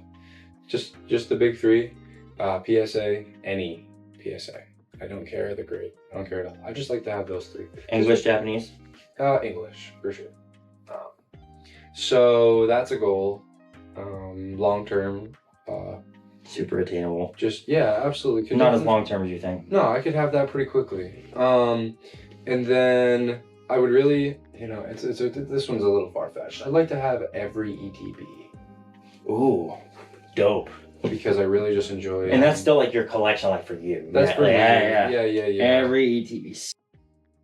As we were saying, he wants every ETB because it allows you to move them at market. Every ETB, because when I have them for me, it allows me to, you know, not be concerned about the ones I get in after the fact. Yep. You know what I mean? Once I get my one of each, and I'm obviously going to pay market for whatever's out there when I can, because it's going to add to my personal collection. So here chases the ETB. And don't get me wrong, the ETBs, as much as I enjoy them, if somebody comes along and says, Seth, I will trade you this, or I'm really, really interested in having this, Seth, I want to rip that, or Seth, I want to PC that, and I'm going to keep it in the case, I will budge, because that's really not my main priority. I really enjoy e-readers. That's my main goal, right? As a collector, is those e-readers. That's the real top of the thing. Of course, everybody wants the big three, and I'm gonna be the cliche big three holder. I will just hold those, absolutely. Get a nice little case for them, put them on the wall of my shop when I have a shop, if I have a shop, or on the wall here while I continue to vend locally and far and few and whatever happens locally. That could be Massachusetts, that could be New York. That's locally enough. Yep. Yeah, so that's my collector goals. Vendor goals. Yeah. Master set for others. It's not for me. I'm not gonna go and sell a master set unless somebody comes to me and says, "Dude, I'll trade you for this master set." But you want to be a part of helping someone to master set every set. Not the same person, maybe, but like you want to be a part of that, right? Everybody's journey. Yeah, everybody's journey to master set something. I've got a couple guys that come to me for Crown Zenith at every show. Like, and they've only missed one show. Each of them has only missed one show that I've done in like the last 10 months, dude. Like, I've seen these guys every time, and every time I see them, they're like, what do you got for Crown Zenith? That's awesome. That makes sense, because like whenever they finally come to you and they're like, dude, it's complete. You're gonna be like, I'm gonna be thrilled. Yes. I'm gonna be so thrilled. Yeah. And then it's like, what's next, right? Absolutely. The PC is always forever shifting. Like, obviously, I have a fixation at this moment for the e-readers. Really, really enjoy them. Forever shifting. Whether it's the versatility of the product itself at that moment in time, that era of card, I think that's really, really cool. I think that's really cool. There's so many reasons why they're so cool to me. But, you know, some people really just want vintage hollows. Yeah. You know, whatever. But yeah, no, that's my vendor goal, is to really just master set everything, and acquire distribution to allow myself the opportunity to sell products at retail. I don't care if I'm a mom and pop shop. That's the I big want one, to right? sell at retail. My singles will be at market, but my sealed product through distribution will be at retail, and all of my stuff, if you come and see me and I have a table at a show, my stuff will be at market. But if you know, and you finally establish that Seth has established his distribution relationship and can get retail for retail, I will do that. Because in distribution, there's supposed to be the in-betweens for the... Supposed to be, right? There's supposed to be in-betweens. And if there is, I'm happy with that. I don't need any extra. Yeah. I don't need that. And I think it's like fair to say, like, I don't want to disrespect Japanese Pokemon. I don't want to disrespect Japanese Pokemon. The product, the distribution sources I have, I'm very grateful to you folks. And, you know, that market in general, like, fantastic product. But my primary consumer is an English-based person. So not having English-based distribution can be, you know, the crippling point for a lot of aspiring TCG If you're not buying owners. a collection per week, you could cripple you. Yeah, exactly. And it's like the moment you get away from buying at market to being able to purchase at that distribution rate, that really is the, you know, the sigh of relief. It How is. It's incredible the would it breakthrough. be? No, that's mine too. Dude. That's mine too. I'm like, the day this happens, everything is okay. Because we've shown enough, we've proved enough to distribution, we swing a big enough stick, we're ready to spend enough, we're trustworthy enough, we're good enough of a person. And You know what I mean? And it's like, what do we gotta do to prove that, right? Absolutely, yeah. Keep vending. That's it. Just keep going. That's it. Just keep going. You gotta start and just don't stop. Just keep going. Just keep going. Because you're right on. I mean, that's the same for me. I mean, acquire distribution, right? And then be able to offload the product for retail, MSRP to people to get good deals. Because you get your margins in the sales. Yeah. You know, you don't need to mark things up. You don't have to. Like, people don't have to do that. No. But right now, oh, well, everyone's doing it. So might as well. Yeah, why That's would what's you going to do kill that? the community. That's what's going to kill the community. And let's touch on just faith for 1 second. Don't be the 99. Right. Don't be the 99, my friends. Yeah, if it looks good and it feels like everyone else is wearing it, ask yourself why, right? Because do you want to be sheep or do you want to be the lion? It's plain and simple. Yeah. You mentioned to me a store. Do you have aspirations to have your own like storefront someday, or? We're in the process of 2 storefronts at this very moment. So I would say that definitely has been a long-term goal, but it's From the moment I began and started exploring local card shops, I knew that I could be something different from them. It's not that I'm any better than anybody ever. I just have a different way of thinking, and I really would like to display my way of thinking so that people might be able to indulge in it and enjoy it. The LCS store owners from the early 2000s that still have a stranglehold on the market should be very intimidated and scared, because we're here now. Like us kids that were getting hustled, you know, when we were young and losing our collections in the yard sales, right? Probably the LCS owners that were going, good job. Like, I'm not knocking you for it, but like, guess what? The competition is here now. And we are coming at the game through graciousness, fair market prices, not gouging, right? And like, that's gonna hit different, because that is going to draw a customer base immediately. Because listen to this, everybody. I have never, when it comes to market, I would say less than 5 times, it's not never, have I charged market for a product. I know I sold the Obsidian Flames Charizard. I think I sold it for $185. And it was at $185.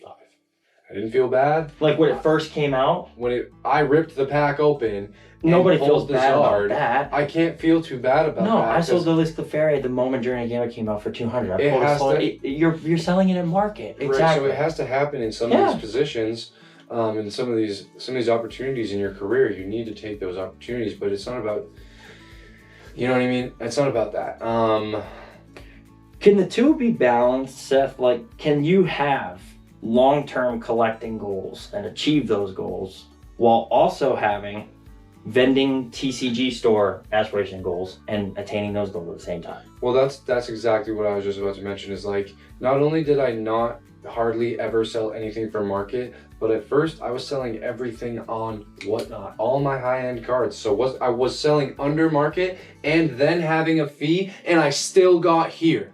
Guys, he was like the one human that fell on the road in Walking Dead. I mean, we're talking your skin was getting ripped off. Dude. Bit by bit. Dude. High end on Whatnot as a newbie. I still have a couple bucks cash. And you donated like 10,000 cards. And I donated 10,000 plus cards. Oh, graciousness. It reeks. He's infectious with it, yeah. But yet you keep coming back. I'm not leaving. Neither am I. These are the people that will be in this space forever.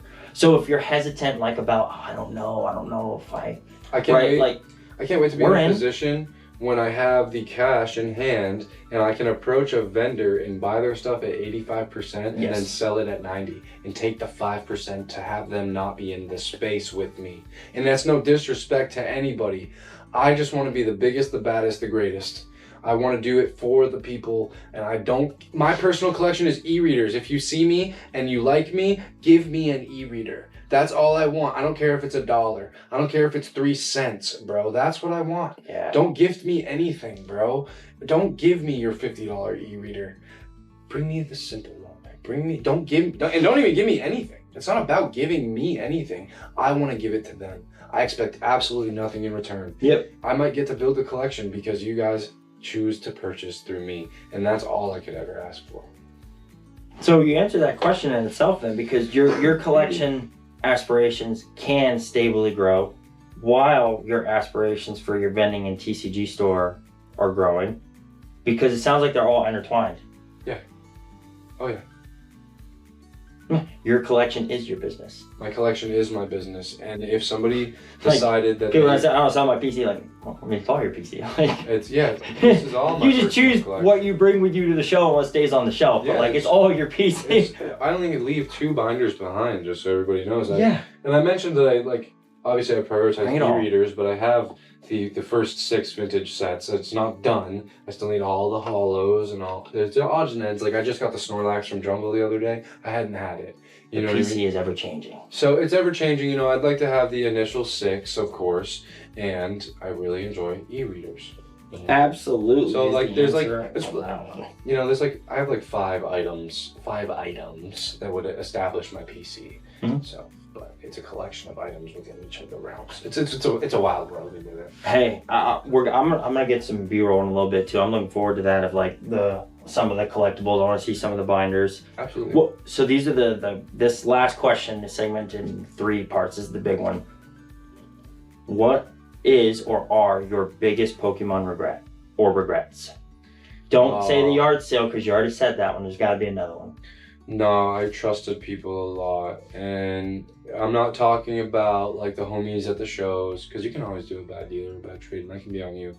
I'm talking about the Facebook Marketplace deals, okay? If somebody tells you that a collection is $700 and they have a collector and it's logged and everything, make sure you go and check that they didn't log the shadowless ones, so you would scroll through really quick. Scroll through really quick, and then you end up with all 30-cent cards instead of $1.20 cards. And it doesn't matter, the margins. The problem is that they lied.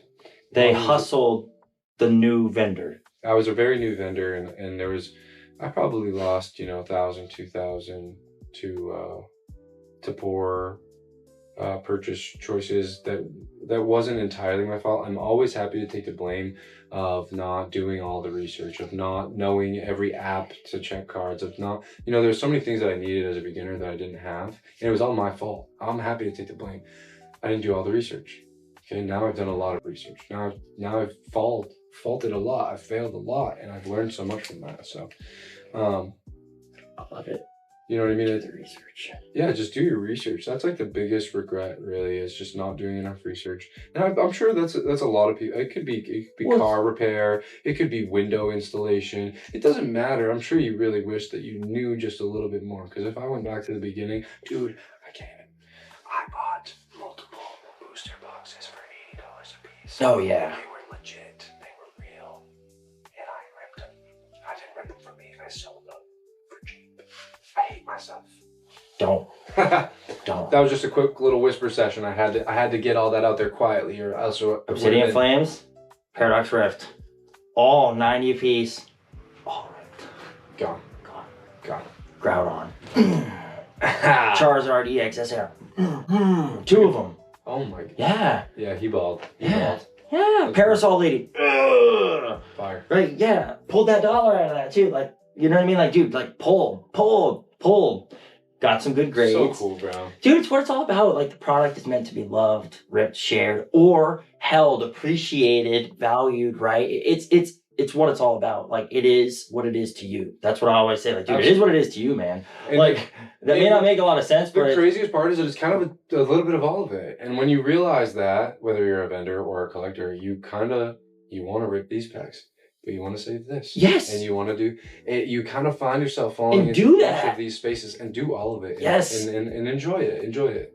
Like with anything, shooting free throws, layups, like just do it. Yeah. And you're gonna like find like better ways to do it that satisfy your craving for what you're searching for. Absolutely. But also allow you to feed that, you know, vending aspirations that you have and build your own collection. There is always a V1, and there may be up to a V100. So you could have a version 1, and you might someday reach version 100. I'm sure I'm at version 75 of Sprague at TCG. You know, I've approached every show and everything, and there's been so many times I've had to reinvent just within this 10 months.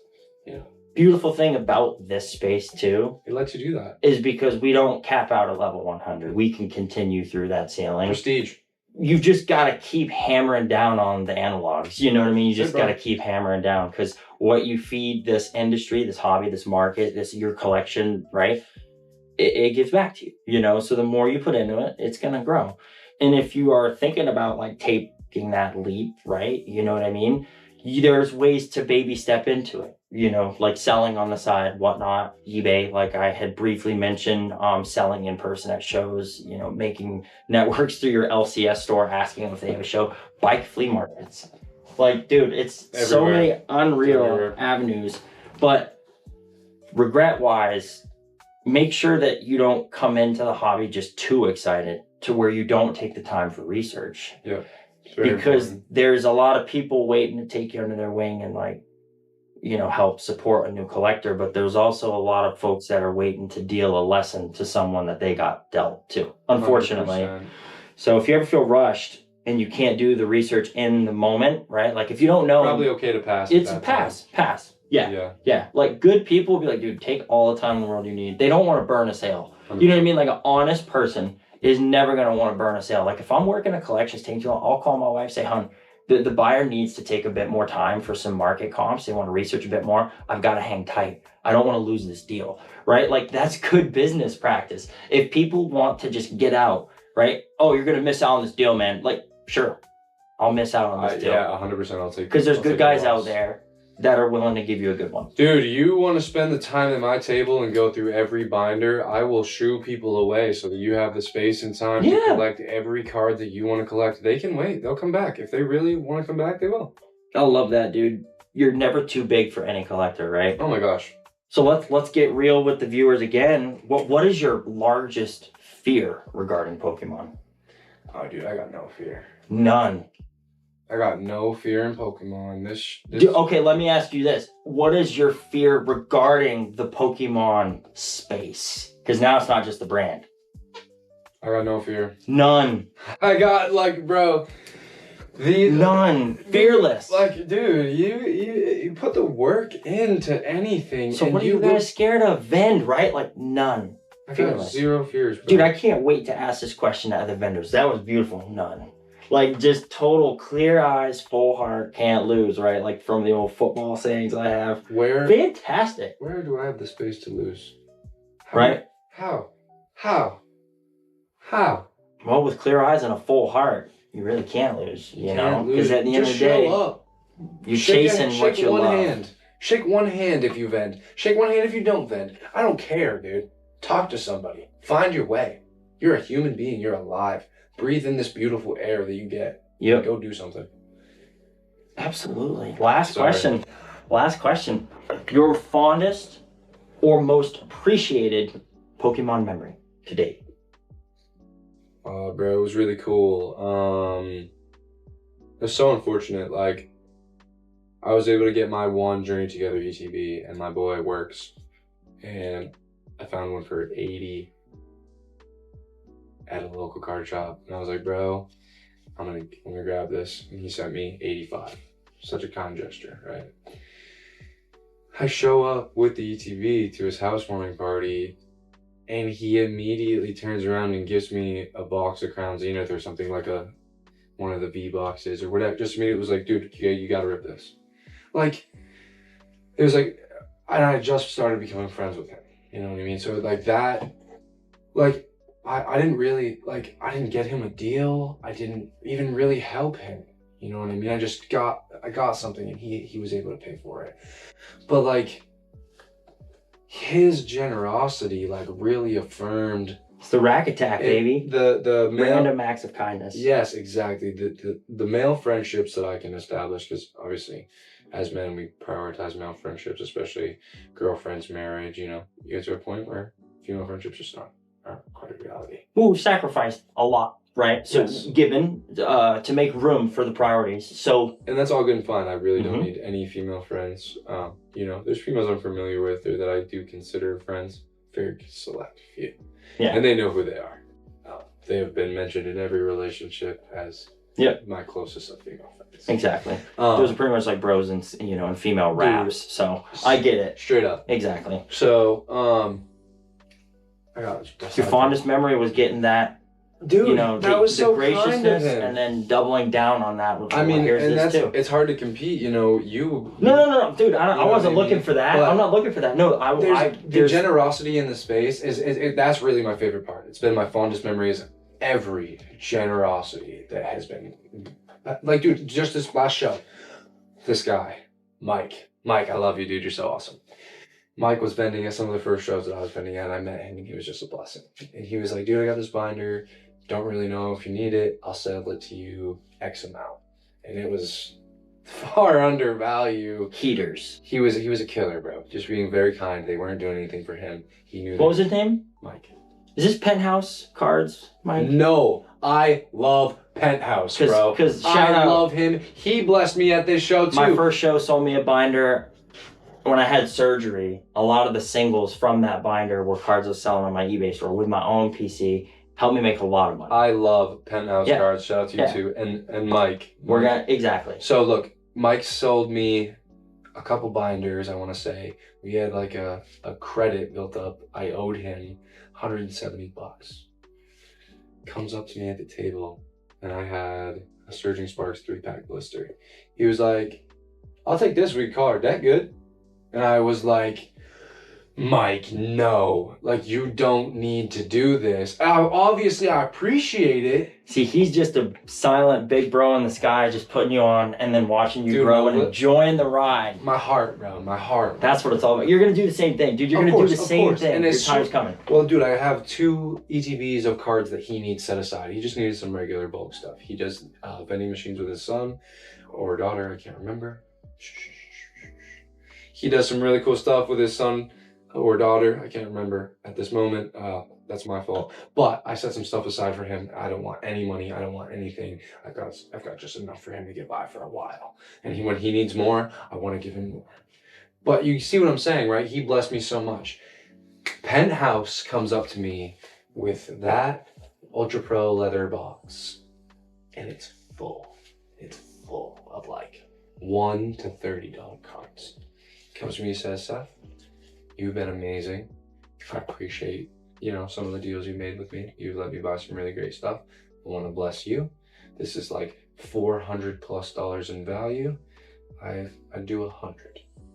I'm like, "Bro, are you serious?" Money in, money out. It was stuff that he just wasn't moving. And for me, I'm going to be able to bless people on stream. I'm going to be able to bless a kid. I'm going to be able to bless the thrift store. All these different things that I'm trying to leverage from my position. Exactly. Dude, the blessings. So that's my favorite part is you and Mike and Penthouse and all these other people that truly, truly just believed in me and knew that I was going to do right by them, by the space, by the community. I really, really do. I cannot appreciate them enough, bro. It makes the segment conclusion very easy too, right? So if you look at the 21 questions, like why vend, right? Well, why collect? Why do you even collect? The same reasons you collect is exactly why, if you feel like you have enough to vend, do it. Because guess what? You will make friends.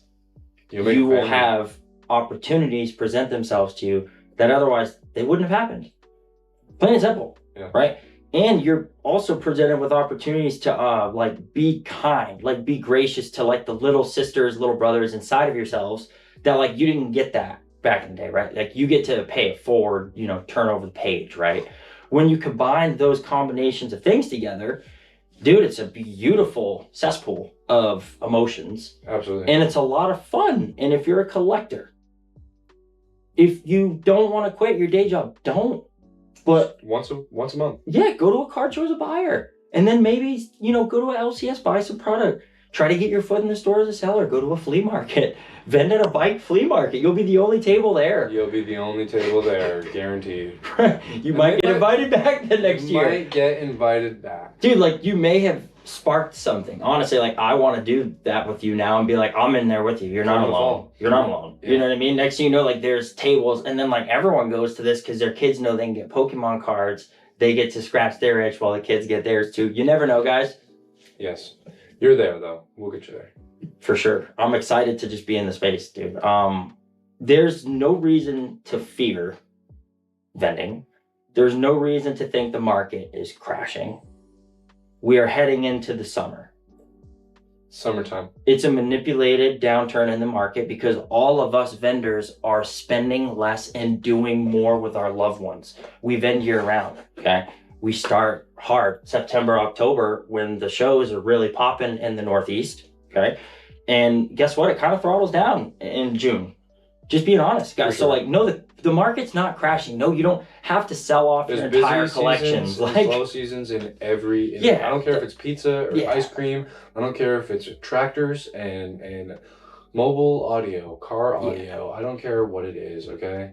Don't buy into that. We're not going to be those content creators that are saying, market's crashing, with really catchy clickbait thumbnails to get you guys to sell us your singles. Things are happening within the market and prices are constantly fluctuating on everything. Let's look at eggs. Look at eggs. What are we talking about right now? You know what I'm saying, dude? There's so many things and we're just grateful, okay? That's all. Yeah. That's all. Get familiar with the market. Get more familiar with us as vendors. Please follow and subscribe to Sprague TCG 207's. All of his pages, socials, we'll link them, pop them up in the bottom, so we've got them all. And then obviously to myself, yours truly, PoKeMaiNE-TCG, we'll continue to do 21 questions, talking trades. But for now, we're going to take a little break, and the next thing you're going to see is... Hopefully we'll rip some more packs. Seth, this is a message specifically to you, man. I just really want to say thank you for opening up your home to me and for opening up your story. Being able to get to know you on a personal level and also getting to know you as a collector and a fellow vendor was really quite a treat for me. I haven't really been able to get to know someone like that in the collecting space ever. This was a first for me. And being able to rip packs together and celebrate the brand and the game that we fell in love with together. It was just really incredible, man. I wish you nothing but success. And your story inspired me, as I'm sure it will for many others. Thanks again. Now enjoy the rips. You go. Here's your shears. Dude, this is crazy, bro. Well, I mean, we know that it's really just money down the drain anyways. So Isn't it? Let's see what you got for hits and like what's actually gonna help you. This is so crazy. Dude, the crazy thing is I had these for like $2 and $3 a pack on my Whatnot stream at times and people weren't smashing them. You're gonna be able to make some really funny content out of the way I just scissored those out. Absolutely. It's all good. No, dude, the content that comes from Whatnot is phenomenal.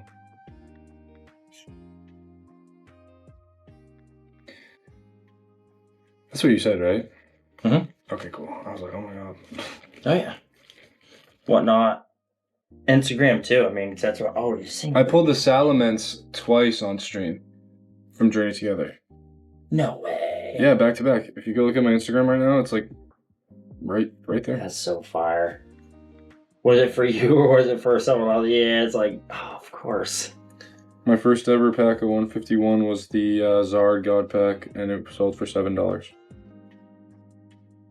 You had a Zard? Yeah, God.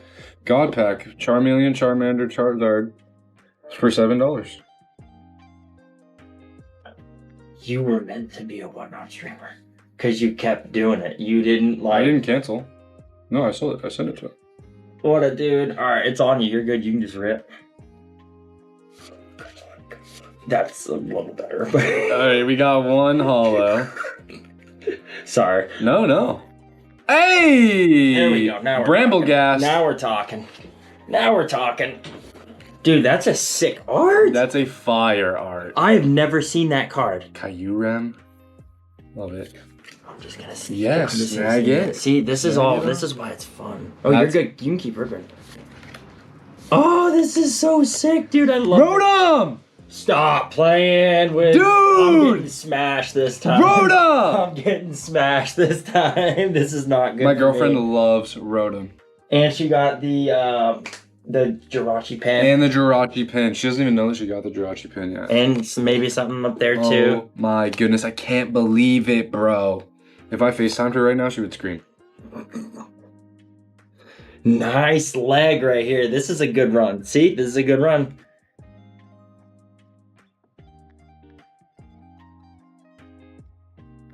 Can there be more though? Oh, That's it, my what a friend. run. What a 2 run. hours. Woo! And you got those Oh two. my gosh. This is gonna be tough to beat. If you get an EX or two, I'm done. I'm fried. There's no way I'm getting more than 2 hours. Like, that run felt legendary. That was a beautiful run. But you got 2. I can't believe it. Right? Yeah. I mean, honestly, the pull rates are about the same. Like, it's like 1 in 10 versus 1 in 12. English versus Japanese. I mean, IR is an IR, right? Right. So, just in terms of pull and probability, this is a sick run. Always hitting it from the bottom like a savage. I always do that. Always hitting it from the bottom. All right. Respect. What is it? Green. No, 2 blacks in a row. All right. I wish I would have said that. Zubat. Come on. Gimmighoul. Come on. Purloin. Mindfu. Durant. English. Earthen Vessel, right? Medical Energy. IR. Reverse Mindfu. IR. Vanillite. Ew. Zekrom. One more chance. This is it, everybody. Last pack, man. I'm not disappointed in the slightest. No. But there is a chance. Like, I've got a shot. This is so cool, bro. This is a recovery, though. That was a straight recovery. Oh, 100%. Like, redemption at its finest. Mm-hmm. I cannot Back-to-back believe skis, pretty much. freaking Rotom. All right. I'm going to guess. It just feels blue. Okay. Feels blue. It feels blue. Gosh darn! All right, everybody. I do see a little shine. Something. But it could be nothing. Could be nothing. But it could be something. Ferroseed, Do this to us. Gibble, Panpour, Blitzel, Steenie, Glisser, Absol, Glisser Reverse, Tinkatank. Oh, they got us with Melodic. the shimmery borders. Hey, I- good run. Good run. My goodness. Nice No complaints there. That's insanity. What a beautiful card, bro. This is a beautiful card, too. Very, very nice. Yes. Dude, I love the art in this. I love that. I've never seen You should that keep card. it. No, absolutely not. Nope. Oh my gosh. Well, my Nope. girlfriend's gonna end up with that. Well, there you go then. Sheesh. Sounds like someone's getting lucky later. Yeah, we'll do that. Happy to help, buddy. I'm You're a collector's funny as collector. heck. You are a collector. Dude, that's so funny. It's for the boys, right? Here we go. My rebuttal. I don't feel great. Just saying. Dude, I'm psyched. You're gonna pull something. Dude, the dollar IR was EX. okay. So you're saying there's a chance? Dude, there's a chance. I can't believe this. We need another stand. Exactly. Yes, sir. Please. Another hollow. I feel like your Whatnot stream tomorrow is gonna be awesome. Bro. Like whatever you guys don't keep, I want to see gone. I'm so pumped. Cause I'm weird like that. Just be like, I was with him when he opened that. Bang, another one. No way. Yep. I'm getting Okay. the EXs. Here they are. Here they are, everybody. Get ready for a few more. I believe it. Oh my Well, goodness. because I just take them one right out at a time, you know? So apparently Pokemon buried the illustration rares in your run. I'm about to get the EXs. This is crazy. They're just too predictable. Oh, wait. No, never mind. I don't have it figured out. I'm sorry. I also don't Never have it mind. figured out. I start talking crap and then I get skunked. Dude, there's gonna be something. There's going to be The Ho-Oh, something. the Ho-Oh would be... That's a nice hollow. That's a nice hollow. That's gonna make somebody happy. For sure. I'm getting smacked. Now, one illustration rare though, and then we've got some hope. And then Because the two truly- EXs help. Yes. Because then one more gets over the... Yeah, Oh. not looking good. Not looking good. Not looking good. Oh boy. It's alright, I know where they're staying anyway, so it doesn't really matter, but... Oh, so true. Oh! Oof. This is what I get for being confident. You thought you had it figured out, boy. Oh. This is just insane. Well- Never ripped so many packs in my life. No way. Yeah. I'm I mean, maybe on Dude, it's stream. been a while since I've been able to rip, so like I figured we would get that itch scratched together in the sake of growing and making some content and sharing and giving away, because like Dude, you're gonna have some promo awesome after giveaways Promo after promo for the people. for you. Thank you so much, man. It just feels a little different. I can get used to it. The bottom's my favorite. I'm not even joking. This just ripped so much better for me. Really? And you got in there nice, clean rip. Oh, a whole pack. I've been around. I've hit a few. Ooh. Mm-hmm. Oh. Brown. Oh! Thank you, Holy Spirit. I got so excited. Now what else is in here? Come on. Nackley, Parasol Lady, Vanillix, Defiance Vest, Palooza, Zubstrika, Whismere. The EXs. The EXs, baby. All my exes are staying in Auburn. Dude, sick though. It's been awesome. Good hits. Dude, this is beautiful. My girlfriend is going to scream. Really? Yo, my gosh, bro. She's gonna be blown away because we talked about this card. We talked about it. You guys manifested it, I dude. can't believe it, bro. Thank you So guys for cool. opening up your home and, Dude, you know, sharing with me. you. Absolutely, bro. Cool. It's cool that you guys manifested that together. Now let's get the Altaria EX and just call this a day. Is she into that card? I don't know. We'll have to see. That'd be so sick. What's the color? Blue. Don't hold that again. Don't hold it against us. Come on, please, give me a shot. I need an illustration rare to even tie this thing. Nah, it's over. He won. She loves Porygon. Well, she's happy then, Dude, because that's a hit in her. it's all you guys, man. Oh Hey, you definitely got me in my. the pack battle though.